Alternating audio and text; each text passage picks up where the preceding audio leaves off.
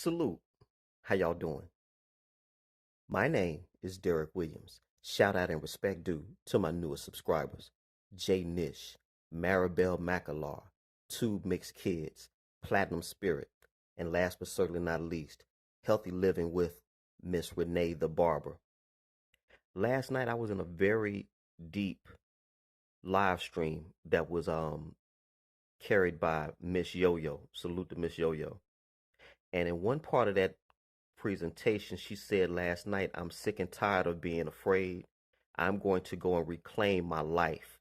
And she was speaking this way with regards to the quote pandemic that's ongoing.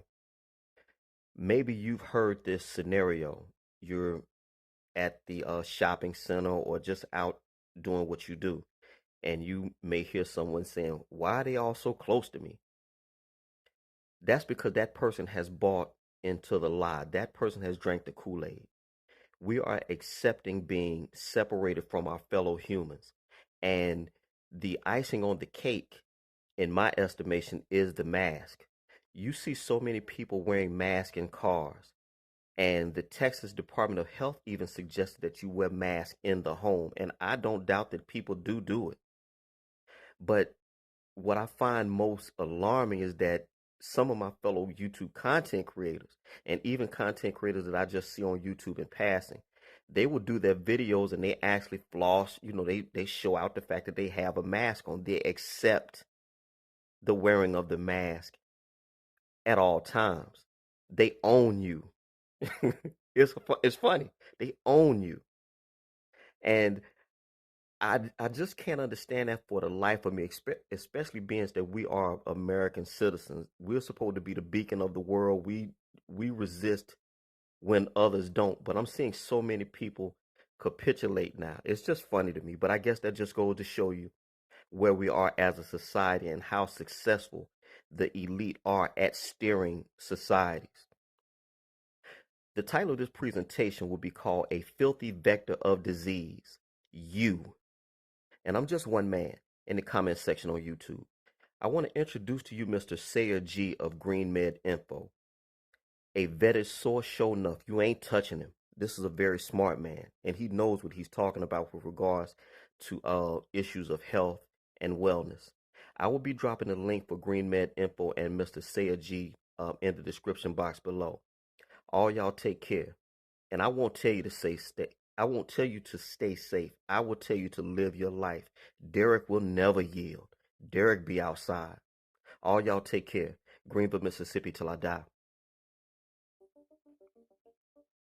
What we're going through with the coronavirus response and the lockdowns and the maskings and the closures and the end of jobs and the end of school and the handouts and all of it, the self-isolation, all of it is tantamount to torture according to Amnesty International's own definition and categories of what counts towards coercive or torturous treatment towards prisoners of war. And in this current paradigm that we're living under with this supposed global pandemic, I believe what they are doing is capitalizing on that psychology that they understand about the doctor-patient relationship.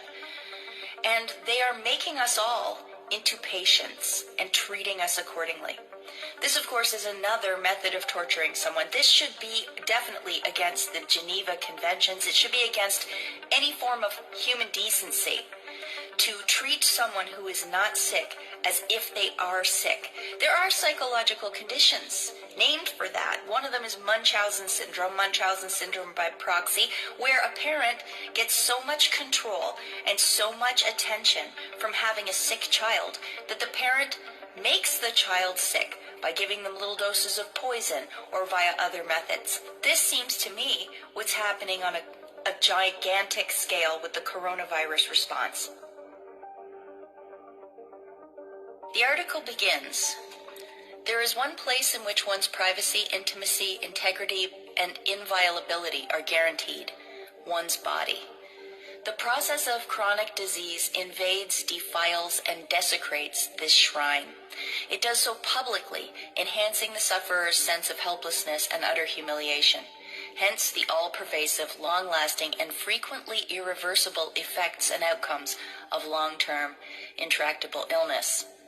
The medical system, the medical tyranny, the techno-fascists, that's the final frontier for them. They want to conquer our body. They want to conquer our minds. In a way, the torture victim's own body is rendered his worst enemy.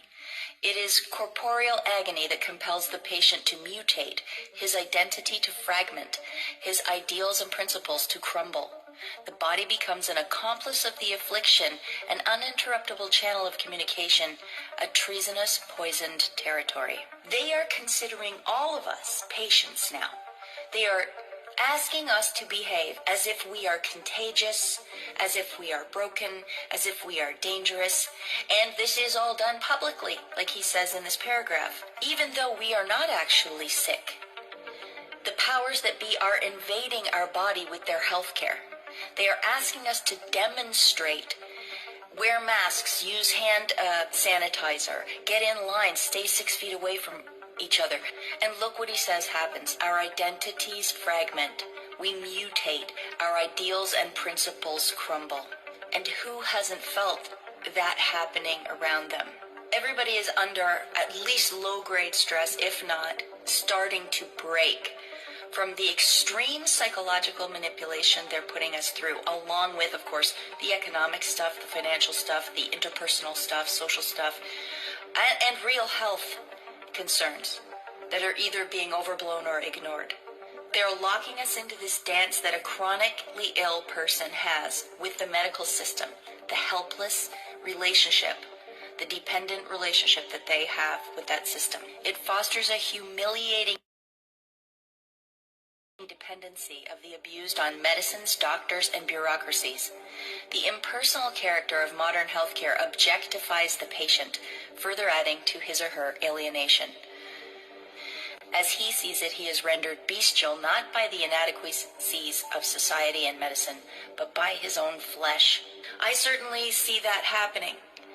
The objectification of people, it's near complete now. We are alienated from our bodies because we are not sick, yet we must behave as if we are. We're being degraded. We're being dehumanized. We are being rendered bestial, where our main concerns now, whether we really realize it or not, are survival-based.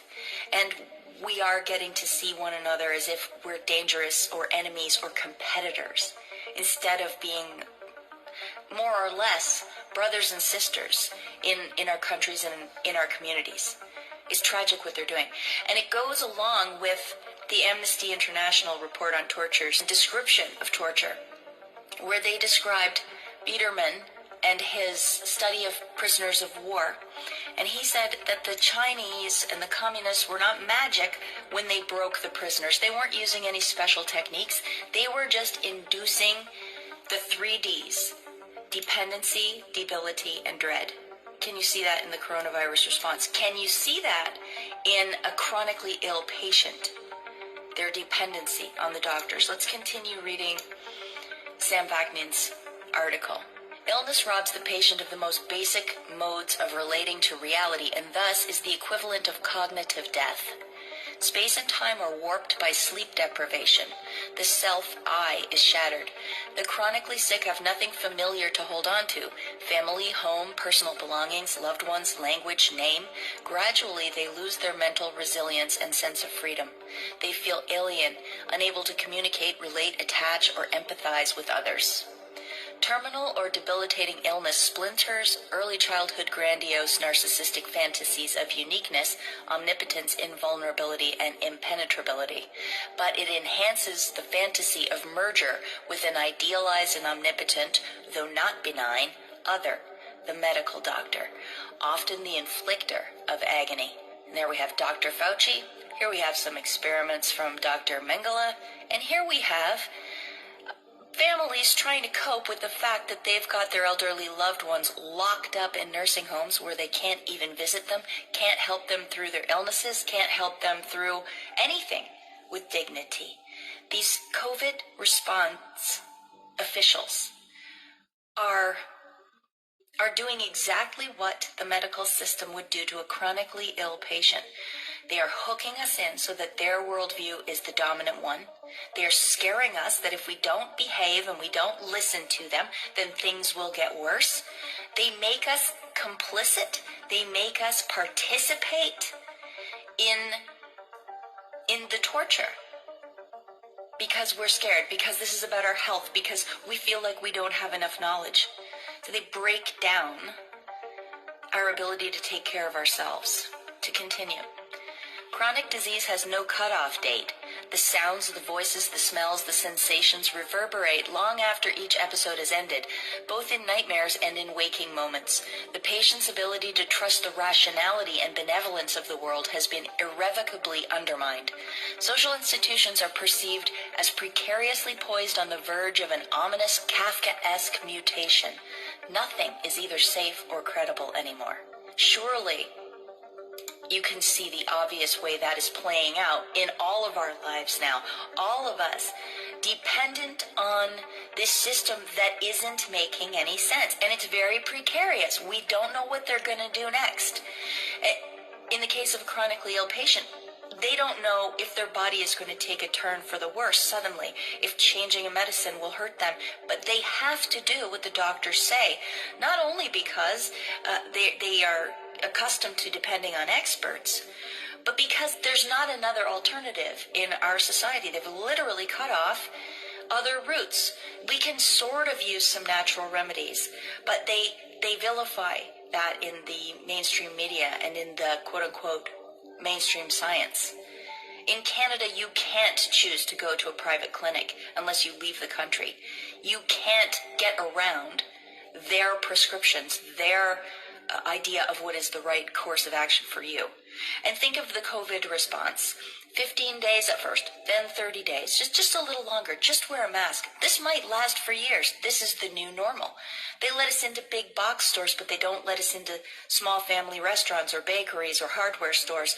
They are releasing prisoners, dangerous prisoners, out into the streets, but they are arresting people who are not complicit with the medical tyranny, who simply don't want to wear a mask, who simply don't want to use hand sanitizer, who simply state out loud that they don't believe the numbers. They don't believe this is a dangerous pandemic.